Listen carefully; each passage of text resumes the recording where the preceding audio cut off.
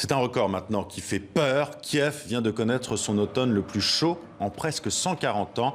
La température moyenne extérieure a été supérieure de 3,6 degrés Celsius de plus par rapport à la norme climatique dans la capitale ukrainienne.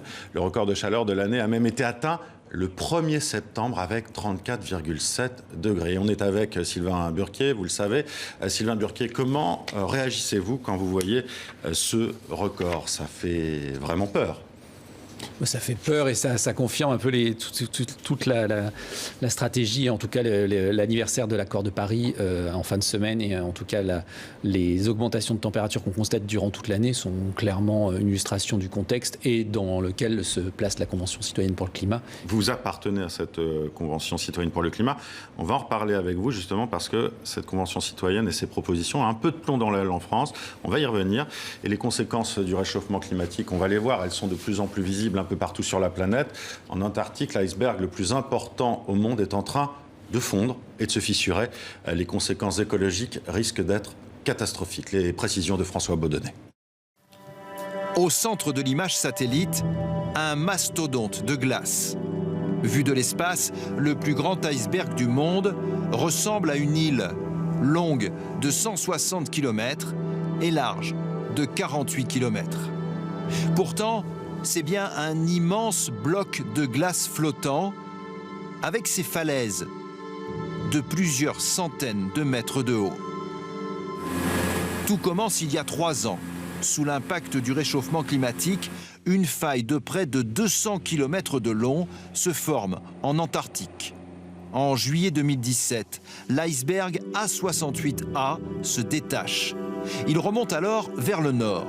Aujourd'hui, il n'est plus qu'à 250 km de l'île britannique de Géorgie du Sud, où il pourrait s'échouer, déstabilisant l'environnement naturel de dizaines de milliers de manchots. S'il y a des animaux, des manchots qui vivent dans ces zones-là, elles vont se retrouver avec en face de l'île un espèce d'énorme glaçon qui va évidemment changer beaucoup de paramètres écologiques et va modifier sans doute biologiquement. Il va avoir un impact important pendant quelques années. Une fois immobilisé à proximité de l'île, l'iceberg mettra en effet plusieurs années à fondre complètement. Il pourrait aussi bouleverser l'écosystème des fonds marins pendant plusieurs décennies. Notre maison brûle et nous regardons ailleurs. Cette déclaration de Jacques Chirac, elle a 18 ans aujourd'hui. Et là, Sylvain Burquier, on est bien obligé de regarder en face, non, quand on voit notamment la fonte de cet iceberg. Nous, typiquement, dans le cadre de la Convention citoyenne pour le climat, c'est des sujets lors de la première session qui ont été, nous, on appelait ça souvent un espèce de choc qu'on a pris avec les témoignages des spécialistes, des chercheurs, etc., et qui nous ont emmenés sur la voie de ces sujets-là, qui, pour la plupart d'entre nous, n'étaient ni des militants, ni des scientifiques, et qui nous ont permis, nous, acculturer à tout ça, et de faire qu'au bout d'un an, on a des positions un peu plus franches et qu'on propose un projet global. C'est quoi ces positions franches, alors ? Les positions franches, en tout cas, le consensus et la discussion entre 150 personnes permettent d'arriver à un document de 149 propositions qui ont été transmises au président qui était donc le commanditaire de cette convention et qui l'avait proposé de transmettre sans filtre. Là, on en est là dans ces discussions actuellement. Et d'avoir une recommandation mesurée, mais responsable pour entamer une transition et rester dans le cadre de l'accord de Paris et du réchauffement de 1,5 degré. Alors, la Commission citoyenne pour le climat dont vous êtes membre, je le disais, elle a un peu de plomb dans l'aile aujourd'hui. Elle a été d'une certaine manière désavouée par Emmanuel Macron la semaine dernière. Le président français ayant déclaré dans un entretien aux médias en ligne Brut: je ne veux pas dire que parce que 150 citoyens, dont vous faites partie, Sylvain Burquier, ont écrit un truc, c'est la Bible ou le Coran. Quel sentiment vous avez eu quand le président français a parlé de trucs, en parlant de vos propositions ? Il y a eu 2 étapes. À ce moment-là, le président Macron, qui revenait sur ce sujet-là une semaine avant l'anniversaire des accords de Paris, réagissait à la pétition de Cyril Dion, militant et garant de la Convention citoyenne pour le climat. Nous avons reçu ici. Voilà, 2 positions différentes. Militantisme, où il va chercher des arbitrages en plus, on peut comprendre ça. Ce qui énerve fortement le président de la République et qui semble sortir de ses gonds, ce qu'on a trouvé particulièrement étonnant de notre côté. Et par contre, la qualification de 150 citoyens qui posent un truc qui propose un truc, c'est pas un truc en fait. Moi j'ai l'impression quand même que c'est un peu de mépris, non ? Vous l'avez pas vécu comme ça quand vous l'avez entendu ? C'est peut-être une erreur. 9 mois de travail quand même. Hein. Oui, c'est plus de 9 mois de travail parce qu'on y est encore, ça fait plus d'un an. Et vous avez un travail à côté comme la plupart des citoyens qui font partie de cette convention climat. C'est un véritable engagement. Oui, c'est un engagement et en tout cas, nous, on a répondu à un mandat qui nous était donné, à une commande qui nous était donnée. On n'a pas fait de l'activisme, du militantisme, on n'est pas des Khmer verts, etc. On l'a dit plusieurs fois. On a répondu à un sujet. On l'a fini en juin, on a posé des conclusions. Maintenant, courage politique, pas courage politique, etc.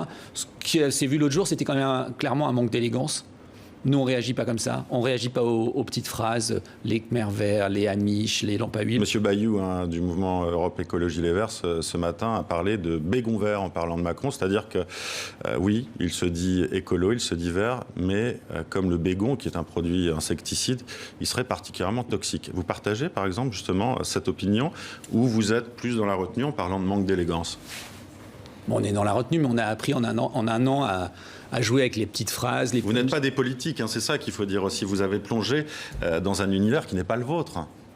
C'est compliqué, ça aussi. On fait de la politique, on n'est pas partisan, mais on fait de la politique, parce qu'autrement... La politique citoyenne.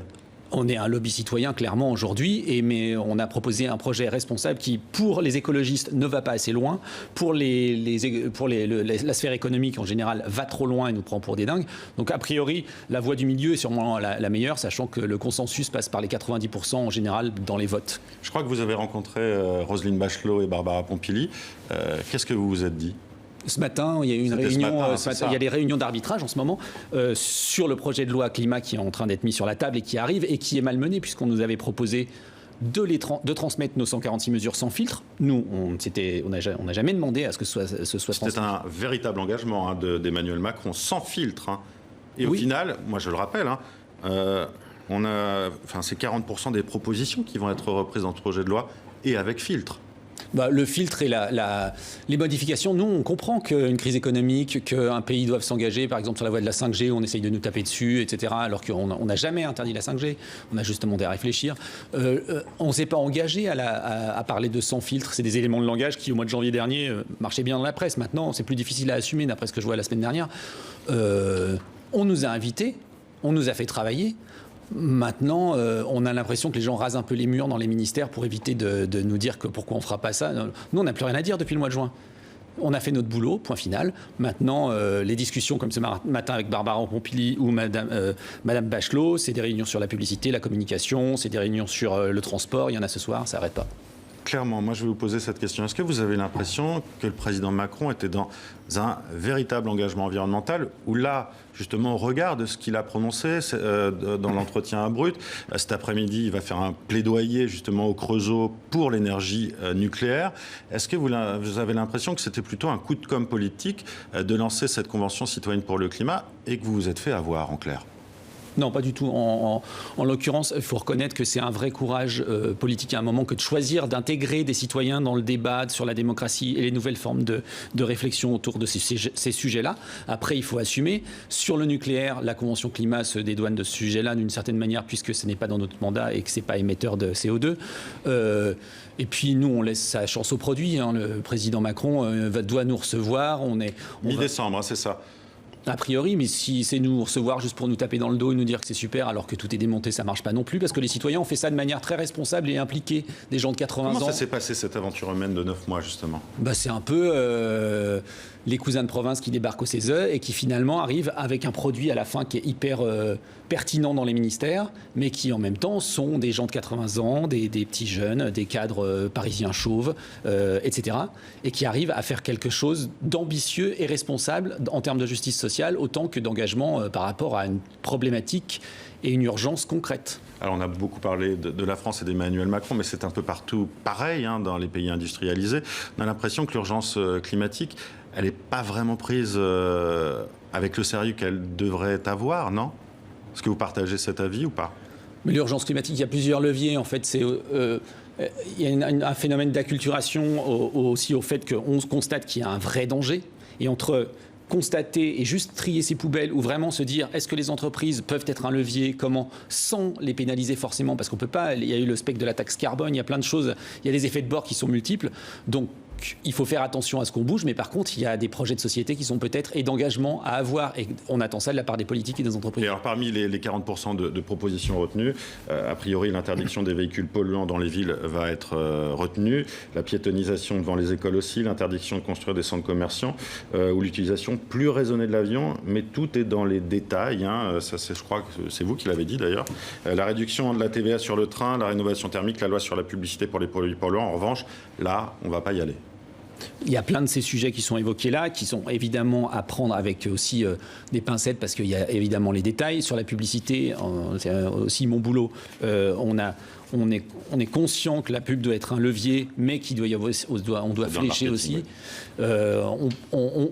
Tout n'est pas effectivement applicable en l'état, mais il y a des grands pas qui sont faits par la ministre Pompili et par ses équipes de cette manière-là. Donc en tout cas, c'est un premier pas, on peut le résumer comme ça. Merci Sylvain Burquier d'avoir été avec nous de la Convention citoyenne pour le climat. Et bien sûr, sur TV5 Monde, on va suivre les développements autour de cette Convention citoyenne et du projet de loi.